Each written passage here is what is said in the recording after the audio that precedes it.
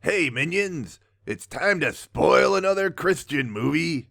So here's one that's supposed to be about the book of Revelation, with the old dude from Gladiator and the Count of Monte Cristo. He was also the first Dumbledore in the Harry Potter movies. So in the first scene, Dumbledore in his really raspy old man voice is all like, Right to the church in Ephesus. Ephesus? Was there a town called Ephesus? Let anyone who has an ear to listen to what the Spirit is saying. And next we find ourselves in the Roman Senate. I, Caesar Augustus Maximus Optimus Decepticanus, do hereby declare myself divine. And these two senator dudes are all like, how dare he pretend to be a god when he's still alive? That's unprecedented. And then we cut to God Emperor Decepticanus' palace where he's taking a bath or something. And he gets all pissy that Christians aren't worshiping him as a god.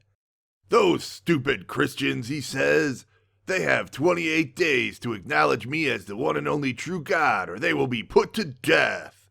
And then we're in Ephesus in Asia Minor. I guess it's not Ephesus. And the Roman soldiers are rounding up harassing Christians. Oh no! There's this woman in a blue cloak that gets grabbed from behind. Is it a soldier? No, it's some handsome dude, and she obviously knows him. Oh look, sexy blue-eyed white chick in the Middle East. What a shocker. That's never happened in Christian movies before. So while all these Roman soldiers are harassing and rounding up all these Christians all around these two, this woman and this dude are giving each other penetrating sexy eyes to romantic music. Valerius, our blue-eyed heroine breathingly says. Irene, says Valerius. Then they have more passionate eyeball sex with each other.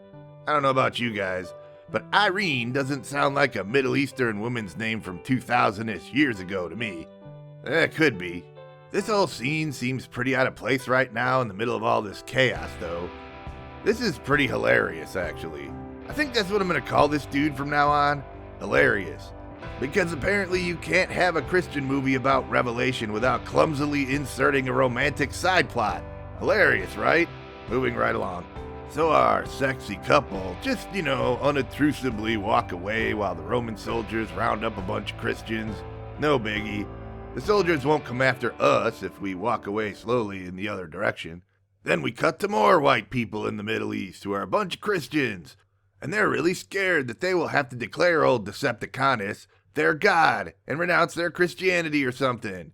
We gotta get out of here. How are we supposed to defend our women and children? But wait, our heroine Irene, who's a blue-eyed, red-headed Middle Eastern white woman, says, No, everybody, hold on, wait a minute. We have this scroll from Apostle Dumbledore. Everything's gonna be okay if we just have faith and patience and stuff. And then we get an establishing shot of a small church congregation, I'm guessing, and redhead sexy chick Irene is raptly paying attention. She has her head covered in church, so that's something anyway. We wouldn't want to distract all the congregants with how sexy she is. The Lord speaks to us through his apostle Dumbledore. Dumbledore's still alive, everybody. Well, why isn't Dumbledore here with us? Because, says Irene, he's got to hide from our enemies just like we do. Can't you see that? And next we go to some picturesque seaside villa with Irene and Hilarious. We know it's a seaside villa without seeing any actual water, because the sound guy put in some seagulls and ocean wind sounds. Thanks, sound guy. More romantic music and eyeball sexy time. This is getting a bit PG-13 Christian movie. I saw the Apostle John once. He held me in his arms and kissed me on the cheek. Whoa, hey now, Christian movie. We're getting a little TMI. This is wrecking my whole image of Dumbledore. I don't want to learn he might have been a little handsy with our blue-eyed heroine. But Irene continues. And then he whispered something in my ear. What did he say? Hilarious asked. My child, you have the eyes of a doe. Okay, that's not creepy or nothing. He whispered in my ear and he kissed me on the forehead and held me in his arms. And then he said, take this letter to the brothers. And the soap opera music crescendos. I am afraid, Hilarious. Our lives are about to change. And nothing will ever be the same. Irene, I have something to tell you. I am leaving the city of Ephesus. Why? Are you scared? And then Irene walks away from our hero Hilarious and says, "I'll miss you, Hilarious." And the soap opera music's bringing a tear to my eye, minions. I don't know. This is so sad. I don't know what any of this has to do with the Book of Revelation yet, minions, but I don't know if I can take it. But then we're back to the Roman palace again. "Hey, Roman general dude, what news do you bring me, God King Decepticonus?" "A spy, my lord God, from Emphasis. He's like a son to me." And the super secret spy turns out to be none other than Hilarious. Hey, that explains a lot. Remember when the soldiers didn't harass him when he was just like walking away slowly? So it appears that Dumbledore's still alive and the Emperor didn't know that. Not much of a god, is he? "This is all your fault, General. For some reason, you're gonna go and take over Emphasis for me and be the governor there and eliminate every trace of this imposter masquerading as Dumbledore.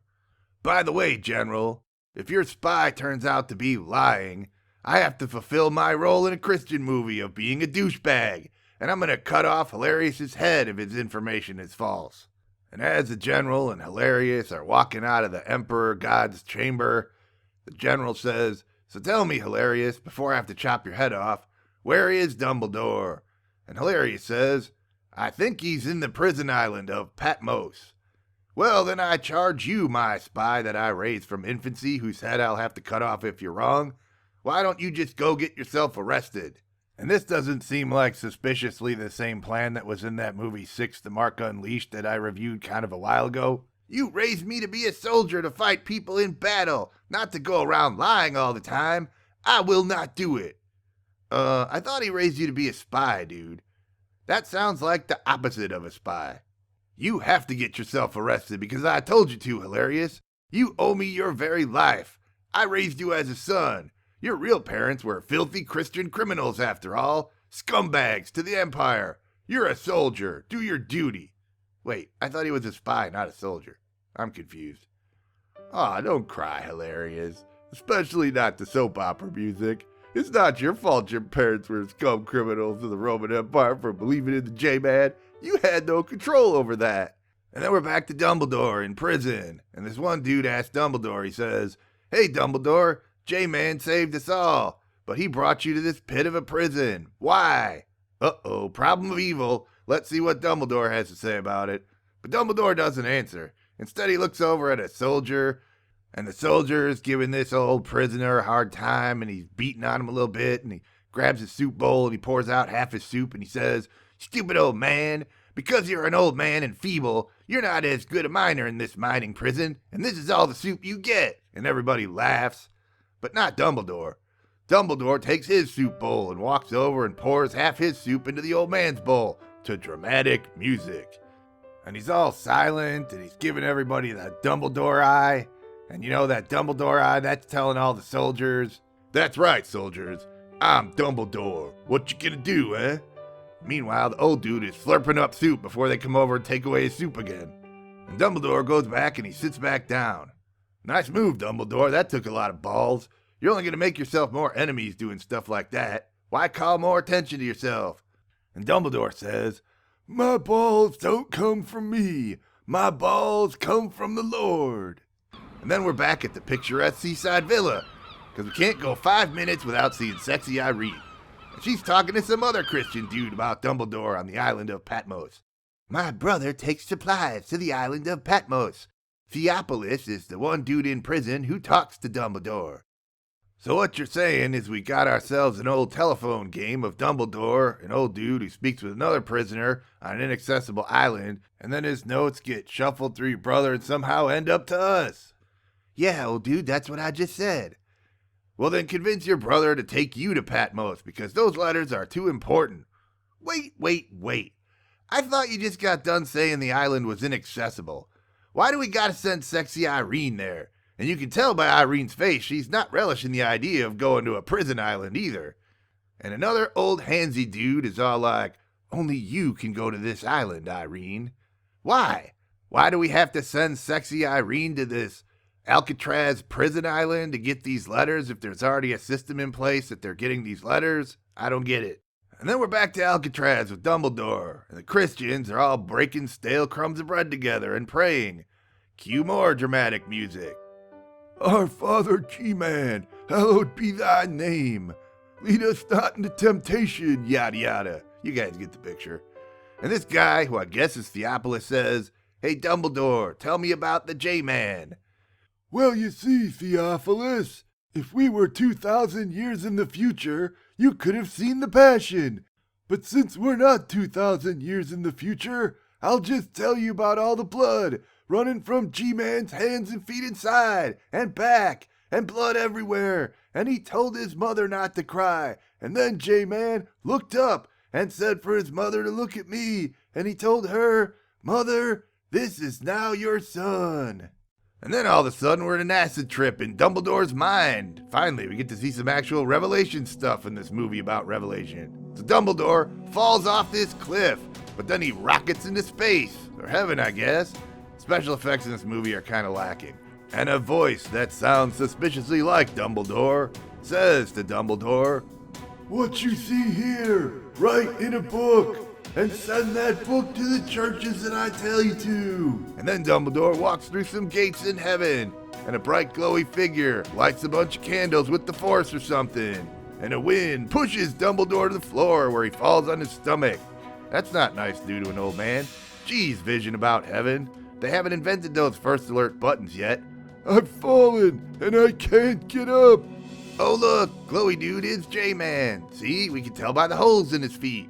"I am the Alpha and the Omega, the first and the last, and I now have power over death, even though I was always omnipotent and had power over death before. But because I'm J-Man, and I died and rose again, it's doubly true this time.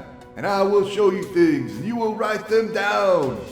And Dumbledore doesn't need a first alert button as he gets up all by himself, and he follows J-Man over to this well-lit curtain door or something. "I entered the door of heaven, and there were 24 old men dressed in white robes. And then, expecto patronum, this fiery lion-headed thing showed up. And then there were storm clouds in heaven. And then there was this huge tidal wave. And then this giant bull appeared on the beach. And then this tornado showed up. And the sea turned to glass. And there was this throne, and on the throne was a scroll, and the scroll was sealed with 7 seals. Who is worthy to open up the scroll? Who will help the scroll break the seal?" Don't break the seal, guys. You know what they say what happens when you break the seal. "Who can reveal the true meaning of the things that G-Man has prepared?" This dude over here says, "No one is worthy. No one in heaven or on earth or under the earth." Dumbledore's all like, "Someone has to break the seal, you guys. It has to be broken. You can't just hold back a tide like that forever."